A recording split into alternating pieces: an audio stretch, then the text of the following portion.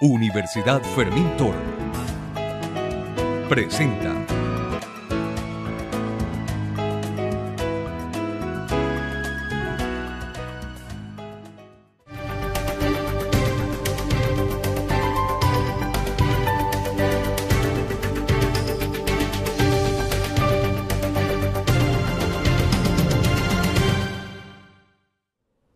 ¿Qué tal, amigos? Bienvenidos a una nueva edición de ¿Qué tan Derecho? Soy Vanessa Aguirre Bustani y en el estudio contamos con la presencia del doctor Leonardo Pereira Meléndez, quien es abogado especialista en Derecho Penal, Criminología, docente de pre y posgrado, escritor, poeta que hasta ahora ha escrito y publicado 15 libros, entre los cuales se denota la literatura, Derecho Procesal Penal y la poesía.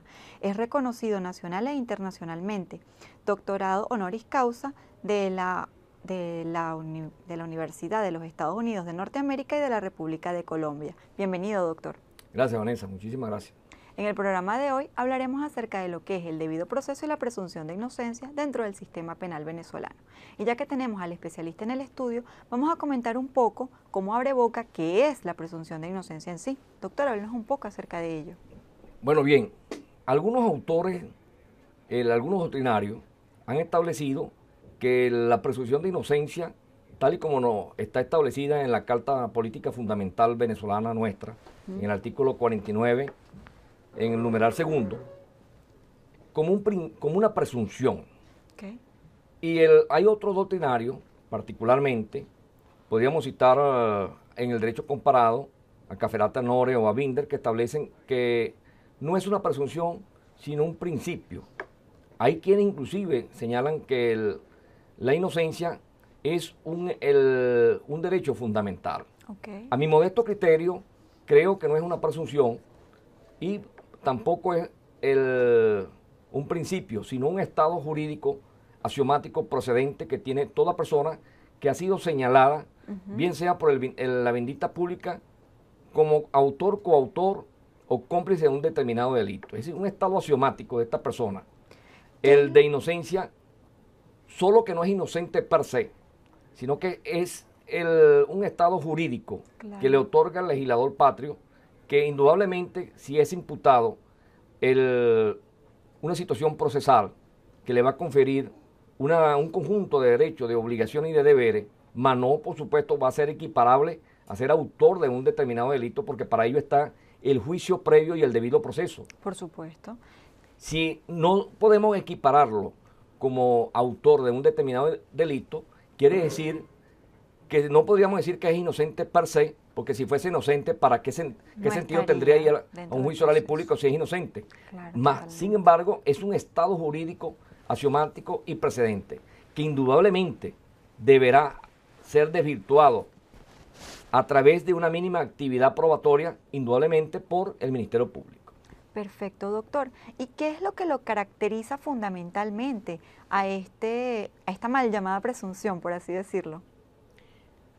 La característica particular es que en el sistema adversarial, conocido como el sistema acusatorio, que es, dicho sea de paso, el único sistema que existe, porque si bien es cierto, nosotros en las clases, en los talleres, en los cursos, uno que otro texto por allí te habla del sistema inquisitivo, el sistema inquisitivo nunca ha existido, nunca existe. Podría darse en aquellos estados totalitarios, en aquellos estados donde exista un autoritarismo, ¿verdad? Donde exista una dictadura. No voy a traer a colación acá, estamos hablando en teoría. Claro. Cuando a mí me preguntan sobre el Estado venezolano, yo me acojo a lo que establece el precepto constitucional del artículo 2 de nuestra Carta Política Fundamental, que dice que Venezuela es un Estado social y democrático de justicia y de derecho. Al menos en teoría todavía podemos hablar de un Estado democrático y de justicia y de derecho.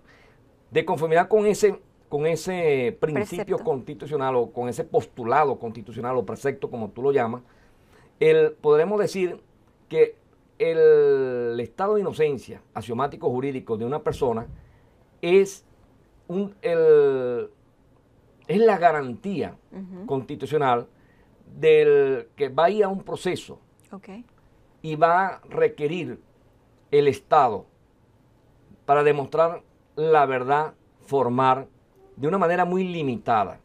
En los estados democráticos y de derecho el Estado tiene que ser, es eso que denominan los profesores y los doctrinarios, el ius puniendi, ese poder omnimóvil, omnipotente del Estado tiene que ser limitado. Como decía Juan Corrosó, que la libertad tiene que ser, la libertad absoluta no existe, tiene que ser limitada para que todos seamos libres.